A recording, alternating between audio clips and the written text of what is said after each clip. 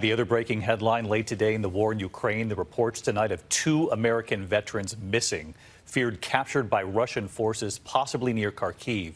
Their families back here in the U.S. waiting for word tonight, and the State Department now responding. Our foreign correspondent James Longman with late reporting from inside Ukraine tonight. Tonight, the families of 2 American veterans gone missing in Ukraine have asked U.S. lawmakers to help find them. It comes as reports surface that 2 Americans fighting for the Ukrainians have been captured by Russian forces near Kharkiv in the northeastern part of the country. The men, Alexander Druki, who's 39, and Andy Hwin, 27, were reportedly serving as volunteers with the Ukrainian army outfit. The U.S. State Department says they're aware of unconfirmed reports and are closely monitoring the situation. If it's true, we'll do everything we can to get them safely back home. Other Westerners have been taken prisoner during this war, including 2 from the UK, who were sentenced to death by Russian-backed separatists after they accused them of being mercenaries. This comes as President Biden announced the biggest single U.S. military aid commitment to date after speaking with Ukrainian President Zelensky today. $1 billion in new equipment, including howitzers, ammunition for rocket systems, and for the first time, American Harpoon anti-ship missile systems. And David, the US has confirmed that the first 60 Ukrainians have now completed their training on those American advanced missile systems. They're expected to be here in Ukraine in the next 2 weeks. David? James Longman in Ukraine tonight. James, thank you. Of course, it's not just soaring home prices and mortgage rates. So many factors are combining into an economic picture painful for many Americans. High gas prices are contributing to the 8.6% inflation rate that shoppers are all too familiar with. Markets are down substantially. The Dow has dropped more than 16% since the start of the year, though closing up today, as we noted earlier. Meantime, household debt is rising, setting a new record this year at nearly $16 trillion. And credit card debt, that's up, reaching $841 billion, with rates expected to go up. Joining me now is CNBC's senior personal finance correspondent, Sharon Epperson. Sharon, what are you telling people they can do right now? Lester, the first thing to do is don't panic. Panic is not a strategy. Focus on what you can control. With your spending, pay down credit card and other high-interest debt. By some estimates, card rates will be close to 19% by the end of the year, so you want to try to move that debt to a lower rate by switching to an interest-free balance transfer card. To boost savings, look at your subscriptions. One study says Americans spend about $133 more than they think they do on monthly subscriptions, so you want to try to cut at least one of those expenses as a way to save, or put that money toward covering the rising prices of what you need every day, like food and gas. And when it comes to investing, stay focused on your long-term goals. If you have a workplace retirement plan, a 401k or other type of plan, you are consistently putting in a set amount of money each pay period. So when markets are down, those dollars are buying more shares. And when markets recover, you've put that money to work toward what eventually could be significant growth, Lester. A lot to talk about around the kitchen table tonight. Absolutely. Sharon Epperson, good to see you. Thank you. Good to be here. My message to all the young people, just be you. You are loved. You are heard. You are understood. You do belong. And I want you to know that as your president, all of us on this stage have your back. We have your back.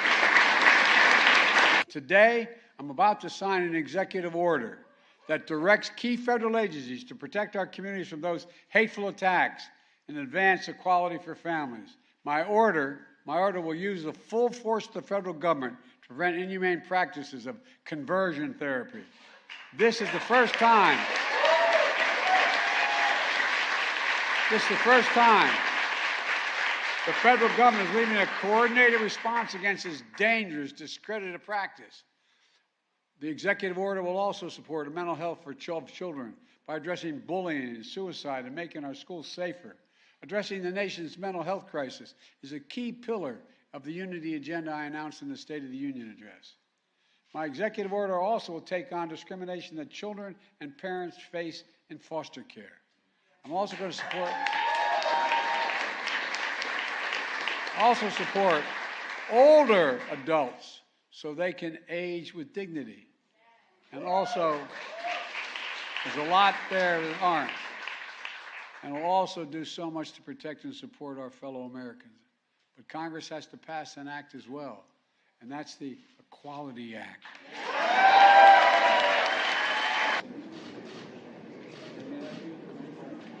And we usually give a pen to everyone who's part of this, but I only have one with you today, and Mr. President, it's yours.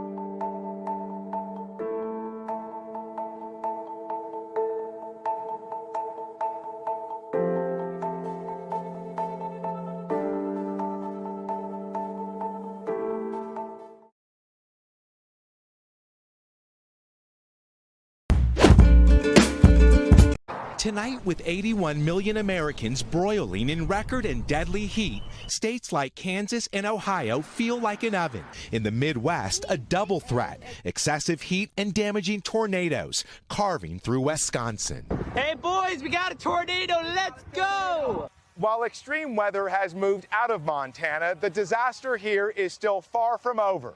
There are literally bridges to nowhere and a multi-million, if not billion-dollar cleanup.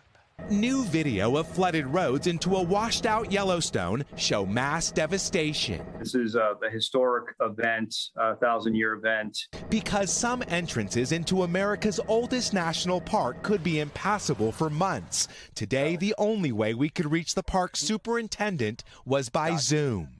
There are a lot of things to do, not only in Yellowstone, but also outside of Yellowstone, our gateway communities.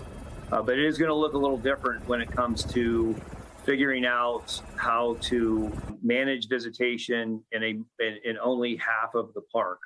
Hoping to reopen Yellowstone's south entrance within weeks, a limited number of visitors could be allowed in to see Old Faithful, the stunning majestic meadows, and perhaps catch a glimpse of the free-roaming bison, all unimpacted by the floods. You should receive an email pretty quickly confirming that cancellation. But for businesses like Paradise Adventure Company, dependent on the nearly 1 million summer tourists who visit Yellowstone every month, the floods could sink their bottom line.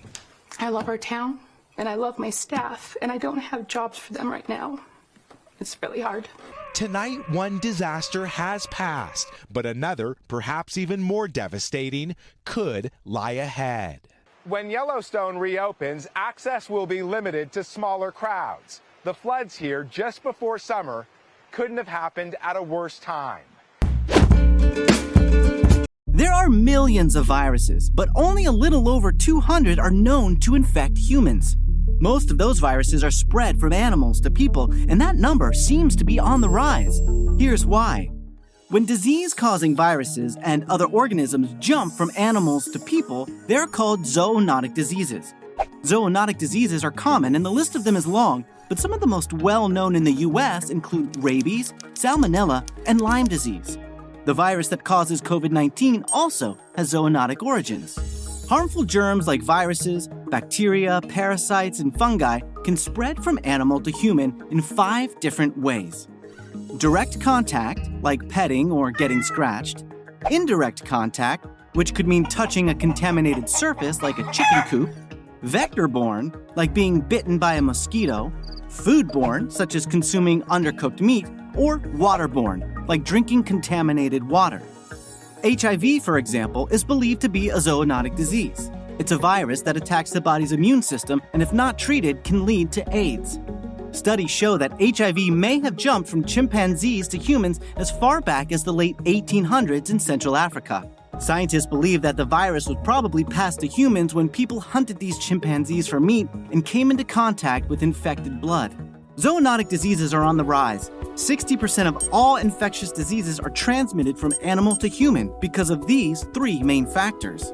First, climate degradation and overpopulation are causing humans to push farming and hunting into what were once forest and wildlands.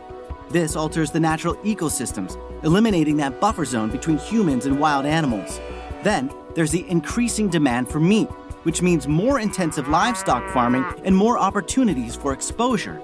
Last, antimicrobial drug resistance can be built up in livestock, so by the time the bacteria reach humans, antibiotics are no longer effective. Some animals, like rodents, bats, carnivores, and non-human primates, are most likely to harbor zoonotic diseases, while livestock acts as a bridge for transmission between animal hosts and humans.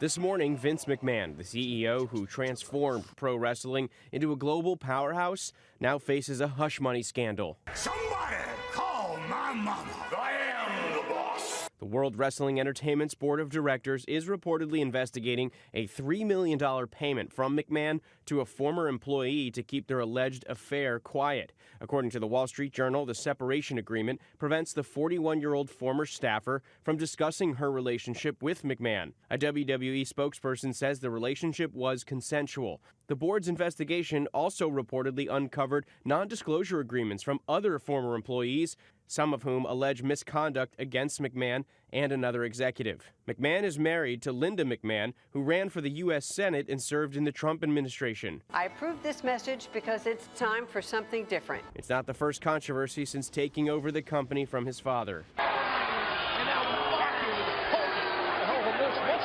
He was indicted on drug charges in 1993, accused of obtaining steroids for wrestlers. I want the pay-per-view Sunday, brother. Some wrestlers, including Hulk Hogan, testified they would regularly pick up steroids at the company's headquarters in Connecticut.